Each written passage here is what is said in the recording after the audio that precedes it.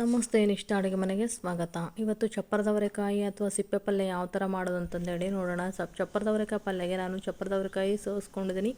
Normal ಜವಳಿಕಾಯಿ ಪಲ್ಯಕ್ಕೆ ಯಾವ ಥರ ಸೋಸ್ಕೊಂಡಿದ್ದೀವೋ ಅದೇ ಥರ ಕೂಡ ಇದನ್ನು ಸೋಸ್ಕೊಂಡಿದ್ದೀನಿ. ಇದಕ್ಕೆ ಒಗ್ಗರಣೆಗೆ ಎಣ್ಣೆ, ಸಾಸಿವೆ, ಜೀರಿಗೆ, ಅರಿಶಿನ, ಸಾಂಬಾರು ಪುಡಿ, ಒಂದು ದೊಡ್ಡದು ಈರುಳ್ಳಿ ತೊಗೊಂಡಿದ್ದೀನಿ. ಈರುಳ್ಳಿ, ಖಾರಕ್ಕೆ ಹಸಿಮೆಣಸಿನ್ಕಾಯಿ ಮತ್ತು ಹಸಿ ಕೊಬ್ಬರಿ ಕೂಡ ತೊಗೊಂಡಿದ್ದೀನಿ. ಸ್ವಲ್ಪ ಬೆಲ್ಲ, ಗುರಳ್ ಪುಡಿ, ರುಚಿಗೆ ತಕ್ಕಷ್ಟು ಉಪ್ಪು ಮತ್ತು ಕೊತ್ತಂಬರಿನ ಇಷ್ಟು ಇಂಗ್ರೀಡಿಯೆಂಟ್ಸ್ ತೊಗೊಂಡಿದ್ದೀನಿ. ಮೊದಲನೇದಾಗಿ ಮಸಾಲೆನ ಪ್ರಿಪೇರ್ ಮಾಡ್ಕೊಳ್ಬೇಕು. ಮಸಾಲೆಗೆ ಏನೇನು ಬೇಕು ಅಂತ ಅಂದರೆ 3-4 ಮೆಣಸಿನ್ಕಾಯಿ ತೊಗೊಂಡಿದ್ದೀನಿ. ಖಾರಕ್ಕೆ ನಮಗೆ ಖಾರ ಎಷ್ಟು ಊಟ ಮಾಡ್ತೀವೋ ಅದ್ರ ಮೇಲೆ ಡಿಪೆಂಡು. ನಾವು ಸ್ವಲ್ಪ ಖಾರ ತಿಂತೀವಿ, ಸೊ ಅದಕ್ಕೋಸ್ಕರ 4 ಮೆಣಸಿನ್ಕಾಯಿ ತೊಗೊಂಡಿದ್ದೀನಿ. ಮತ್ತು ಹಸಿ ಕೊಬ್ಬರಿ ಕೂಡ ತೊಗೊಂಡಿದ್ದೀನಿ. ಕೊಬ್ಬರಿ ಯೂಸ್ ಮಾಡೋದ್ರಿಂದ ತುಂಬ ಹೆಲ್ತಿಗೆ ಒಳ್ಳೆಯದು, ಅದಕ್ಕೋಸ್ಕರ ಕೊಬ್ಬರಿನ ಜಾಸ್ತಿ ಯೂಸ್ ಮಾಡಿ ಅಂತಲೇ ಹೇಳ್ಬೋದು. ಅರಿಶಿನ ಇವಾಗಿನ ಕ್ಲೈಮೇಟಿಗೆ ಚಳಿ ಇರೋದ್ರಿಂದ ಶೀತಕ್ಕೆ ಎಲ್ಲ ತುಂಬ ಒಳ್ಳೆಯದಲ್ವಾ, ಸೊ ಅದಕ್ಕೋಸ್ಕರ ಅರಿಶಿನ ಜಾಸ್ತಿನೇ ಯೂಸ್ ಮಾಡಿ. ಅರಿಶಿನ ಮತ್ತು ಅರ್ಧ ಸ್ಪೂನು ಸಾಂಬಾರು ಪುಡಿ ಇದನ್ನೆಲ್ಲ ಹಾಕ್ಕೊಂಡು ನೀರು ಹಾಕ್ಕೊಂಡು ಮಿಕ್ಸಿ ಮಾಡ್ಕೊಳ್ತೀನಿ. ಈ ಥರ ಆಗಿದೆ. ಈ ಥರ ಆದಮೇಲೆ ಮಸಾಲೆನ ಪ್ರಿಪೇರ್ ಆಗಿದೆ. ಇದನ್ನು ಯಾವ ಥರ ಪಲ್ಯನ ಪ್ರಿಪೇರ್ ಮಾಡೋದು ಅಂತಂದೇಳಿ ನೋಡೋಣ. ಒಂದು ಕಡಾಯಿ ತಗೊಂಡು ಅದಕ್ಕೆ 3-4 ಸ್ಪೂನು ಎಣ್ಣೆ ಹಾಕ್ಕೊಳ್ತೀನಿ. ಎಣ್ಣೆ ಹಾಕ್ಕೊಂಡಾದ್ಮೇಲೆ ನಾರ್ಮಲ್ ನಾವು ಯಾವ ಥರ ಒಗ್ಗರಣೆ ಕೊಡ್ತೀವೋ ಪಲ್ಯಗಳಿಗೆಲ್ಲ ಸಾಸಿವೆ, ಜೀರಿಗೆ, ಈರುಳ್ಳಿ ಎಲ್ಲ ಹಾಕ್ಕೊಂಡು ಒಗ್ಗರಣೆ ಕೊಟ್ಕೊಳ್ತೀನಿ. ಇದಕ್ಕೆ ಈ ಪಲ್ಯ ರೊಟ್ಟಿ ಚಪಾತಿ ಅಂತಂದರೆ ಒಳ್ಳೆ ಕಾಂಬಿನೇಷನ್ ಅಂತಲೇ ಹೇಳ್ಬೋದು. ನಮ್ಮ ಕಡೆ ಎಲ್ಲ ಏನಂತೀವಿ ಗೊತ್ತಾ, ಈ ಪಲ್ಯ ಮತ್ತು ಬದನೆಕಾಯಿ ಪಲ್ಯಕ್ಕೆ ತುಪ್ಪ ತಿಂದ ಟೇಸ್ಟ್ ಇರುತ್ತೆ ಅಂತಲೇ ಹೇಳ್ತೀವಿ ಅಲ್ವಾ. ಅದೇ ಟೇಸ್ಟೇ ಇರುತ್ತೆ.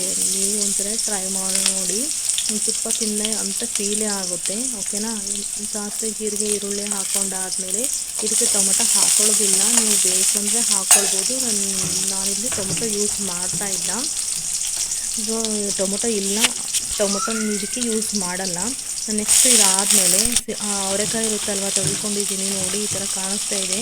ಯಾವುದೇ ತರಕಾರಿ ಆಗಲಿ ಫ್ರಿಜ್ಜಿಂದ ತೆಗೆದಾದ್ಮೇಲೆ 10 ನಿಮಿಷ ನೀರಲ್ಲಿ ನೆನೆಸಿಡಬೇಕು. ಆಮೇಲೆ ಇದನ್ನೆಲ್ಲ ನಾವು ಹೆಚ್ಚಿಕೊಳ್ಳೋದೆಲ್ಲ ಮಾಡಬೇಕು. ನೋಡಿ ಕಾಣಿಸ್ತಾ ಇಲ್ವ, ಚಪ್ಪರದ ಅವರೆಕಾಯಿನ ಡೈರೆಕ್ಟಾಗಿ ಎಣ್ಣೆಲೆ ಹಾಕ್ಕೊಂಡಿದ್ದೀನಿ. ಎಣ್ಣೆಲೆ ಫ್ರೈ ಆಗೋದ್ರಿಂದ ತುಂಬ ಟೇಸ್ಟಾಗಿರುತ್ತೆ. ಒಬ್ಬೊಬ್ಬರು ಮೊದಲಿಗೆ ಕುಕ್ಕರ್ ಹಾಕ್ಕೊಂಡು ಬೇಯಿಸ್ಕೊಂಡು ತೆಗಿತಾರೆ. ಆ ಟೇಸ್ಟೇ ಬೇರೆ, ಎಣ್ಣೆಲಿ ಬೆಂದಿದ್ದ ಅಡುಗೆ ಟೇಸ್ಟೇ ಬೇರೆ. ಈ ಥರ ಒಂಥರ ಟ್ರೈ ಮಾಡಿ ನೋಡಿ ಯಾವ ಥರ ಟೇಸ್ಟ್ ಆಗಿದೆ ಅಂತಂದೇಳಿ ನನಗೆ ಹೇಳಿ. ಓಕೆನಾ. ನಾನು ಮಿಕ್ಸಿ ಮಾಡ್ಕೊಂಡಿದ್ದೆ ಅಲ್ವಾ, ಕಾಯಿ ರುಬ್ಕೊಂಡಿದೆ ಅಲ್ವಾ, ಅದನ್ನೆಲ್ಲ ಇದಕ್ಕೆ ಹಾಕ್ಕೊಂಡ್ಬಿಟ್ಟೆ.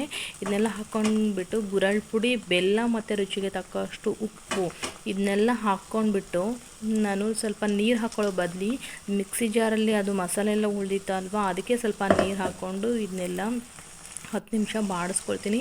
ತುಂಬಾ ಚೆನ್ನಾಗಿರುತ್ತೆ ನೋಡಿ. ಕುದೀತಾ ಇದೆ ಅಲ್ವಾ, ಇದು ಕುದ್ದಾದ್ಮೇಲೆ 10 ನಿಮಿಷ ಬೇಕು ಇದು ಬೇಯಲಿಕ್ಕೆ. 10 ನಿಮಿಷ ಆದಮೇಲೆ ತುಂಬ ಟೇಸ್ಟಾಗಿರುತ್ತೆ, ತುಂಬ ಚೆನ್ನಾಗಿರುತ್ತೆ ಅಂತಲೇ ಹೇಳ್ಬೋದು. ಚಪ್ಪರದ ಅವರೆಕಾಯಿ, ಇದು ಚಪ್ಪರ ಹಾಕಿ ಬೆಳೆಸೋದ್ರಿಂದ ಇದಕ್ಕೆ ಚಪ್ಪರದ ಅವರೆಕಾಯಿ ಅಂತಂದೇಳಿ ಕರಿತೀವಿ. ನೋಡಿ ಕಾಣಿಸ್ತಾ ಇದೆ ಅಲ್ವಾ, ಬೆಂದಾದ್ಮೇಲೆ ಗೊತ್ತಾಗುತ್ತೆ. ಲಾಸ್ಟ್ಗೆ ಕೊನೆಯದಾಗಿ ಕೊತ್ತಂಬರಿ ಹಾಕ್ಕೊಂಡು ತಿಂದ್ಬಿಟ್ರೆ ತುಂಬ ಚೆನ್ನಾಗಿರುತ್ತೆ ನೋಡಿ. ಈ ಥರ ಆಗಿದೆ ಅಂತ ಗೊತ್ತಾದ್ಮೇಲೆ ಇದಕ್ಕೆ ರೊಟ್ಟಿ ಚಪಾತಿಗೆ ಸೂಪರ್ ಕಾಂಬಿನೇಷನ್ ಅಂತಲೇ ಹೇಳ್ಬೋದು. ಒಂದು 10 ನಿಮಿಷನಾದರೂ ಬೇಯಲಿಕ್ಕೆ ಬಿಡಬೇಕು. ನಮ್ಮ ಸೈಡೆಲ್ಲ ಇದಕ್ಕೆ ಸಿಪ್ಪೆ ಪಲ್ಯ, ಚಪ್ಪರದ ಅವರೆಕಾಯಿ ಪಲ್ಯ ಅಂತ ಕರಿತೀವಿ. ನೀವೆಲ್ಲ ಇದಕ್ಕೆಲ್ಲ ಏನಂತ ಕರಿತೀರಾ ಅಂತಂದೇಳಿ ಕಮೆಂಟ್ ಮೂಲಕ ನನಗೆ ತಿಳಿಸಿ ಫ್ರೆಂಡ್ಸ್. ಇದಕ್ಕೆ ರೊಟ್ಟಿ ಚಪಾತಿ ಅಂದರೆ ಒಳ್ಳೆ ಕಾಂಬಿನೇಷನ್ನು. ನೀವು ಕೂಡ ಇದೇ ಥರನೇ ಚಪ್ಪರದ ಅವರೆಕಾಯಿ ಪಲ್ಯ ಟ್ರೈ ಮಾಡಿ ನೋಡಿ ಹೇಗಾಗಿದೆ ಅಂತಂದೇಳಿ ಕಮೆಂಟ್ ಮೂಲಕ ತಿಳಿಸಿ. ಯಾರೆಲ್ಲ ಸಬ್ಸ್ಕ್ರೈಬ್ ಆಗಿಲ್ವೋ ಇವಾಗಲೇ ಸಬ್ಸ್ಕ್ರೈಬ್ ಆಗಿ ಅಂತ ಹೇಳ್ತಾ ಥ್ಯಾಂಕ್ ಯು ಸೋ ಮಚ್.